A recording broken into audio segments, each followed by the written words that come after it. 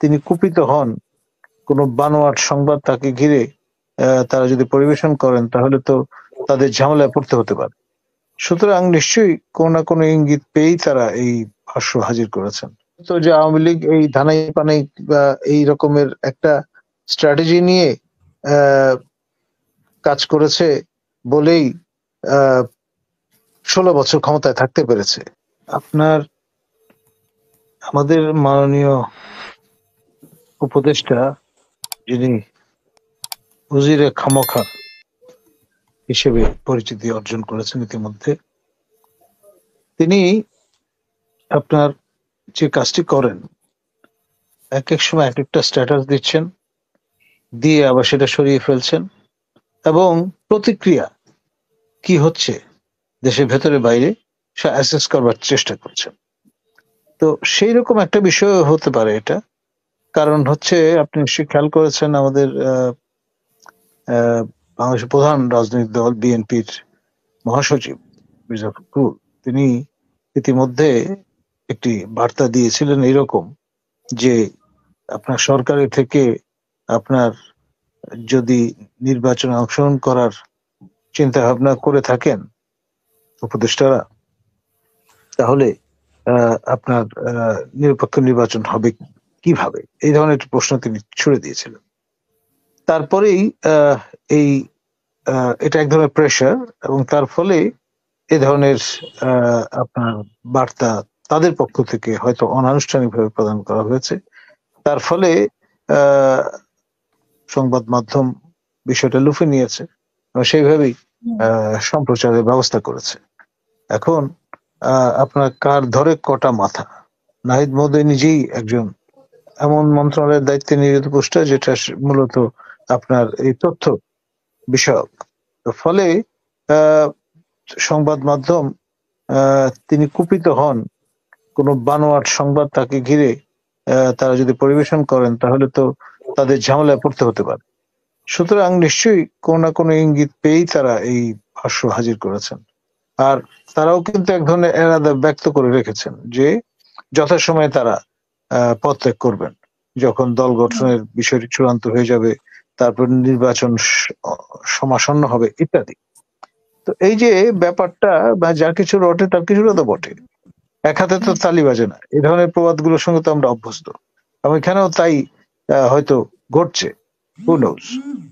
আর যে বিষয়টা সেটা হচ্ছে, আমাদের নোবেল লরেট প্রফেসর ইউনূস, যিনি বর্তমানে প্রধানমন্ত্রীর মর্যাদায় প্রধান উপদেষ্টা হিসেবে দায়িত্ব পালন করছেন, তিনি অনেক আগে একটা স্বপ্নের রাজনৈতিক দল গড়তে চেয়েছিলেন। তার সেই স্বপ্ন হয়তো পরের প্রজন্মের যারা ভবিষ্যৎ রাজনীতিতে আসবেন তাদের মাধ্যমে বাস্তবায়িত হতে চলেছে। তিনি হয়তো আপনার ফিলসফার হিসাবে পেছনে থেকে এই যে সম্ভাব্য দল যেটি গঠিত হতে যাচ্ছে, বা একাধিক দল যা গঠিত হতে চলেছে, সেই দলগুলোর যে প্রতি যে মন্ত্রণা, যে উপদেশনা, সেগুলো হয়তো তিনি প্রদান করবেন। এখন সময় বলে দেবে আসলে কি ঘটতে চলেছে। ধন্যবাদ। আর 18 বছরের যে ব্যাপারটা, যে 18 বছরে তারা এমপি হয়ে যাচ্ছে, সেটা নিয়ে তো অনেকে কথা বলছেন যে তাহলে পড়াশোনা বাদ দিয়ে অনেকেই তো রাজনীতির দিকে ঝুঁকবে, যেহেতু আরো দেখতে পাচ্ছে যে তাদেরকে হেলিকপ্টারে চড়তে, দামি গাড়ি চড়তে, এটাতে করে তরুণদেরকে রাজনীতির ব্যাপারে উৎসাহিত করছে কিনা, এটা একটি বিষয় আপনার কাছে। আরেকটি বিষয় হচ্ছে নির্বাচন কমিশন এক একদিন এক এক কথা বলছে, মানে কার নির্দেশ মতো আসলে কথা বলছে। দেখুন, আপনার এই ট্র্যাডিশনটা বা এই লার্নিংটা আওয়ামী লীগের কাছ থেকেই পাওয়া গেছে।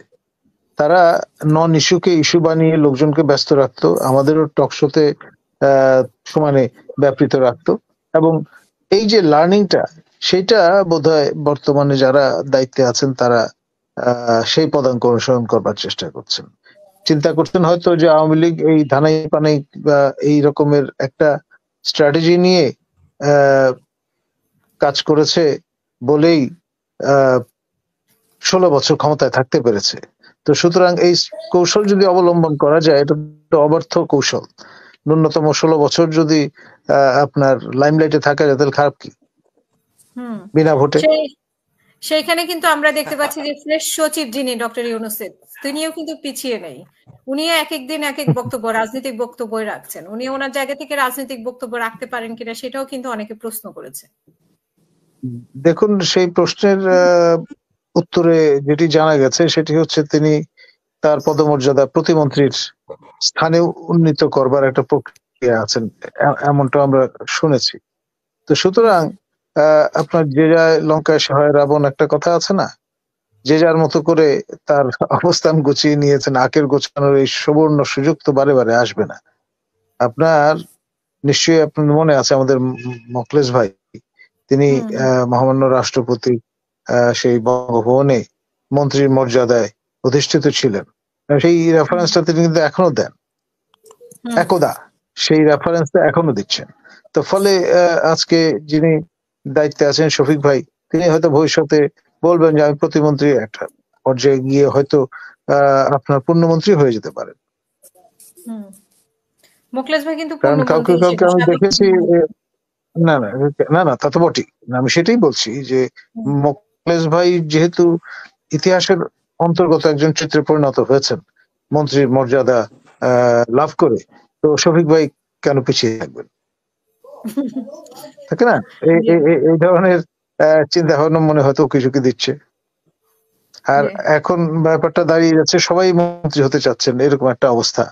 আমি সম্প্রতি এক জায়গায় দেখলাম যে ভদ্রলোক এসছেন, এসে প্রথমে বললেন যে তিনি উপমন্ত্রী হলে ভালোই করবেন। তার 5 মিনিটের মাথায় বললেন প্রতিমন্ত্রী হলেও খারাপ করবেন না। তারপর বললেন যে আর 5 মিনিট পরে যে তিনি পূর্ণমন্ত্রী হলে সবচেয়ে ভালো দায়িত্ব পালন করতে পারবেন। কিভাবে? ভারত থেকে গরুর মাংস নিয়ে আসবেন, এনে বাংলাদেশে 400 টাকা কেজি দরে বিক্রি করতে পারবেন, এবং তার পক্ষে সম্ভব, কারণ তিনি দ্বিতীয় বৃহত্তম সম্প্রদায়ের একজন মানুষ।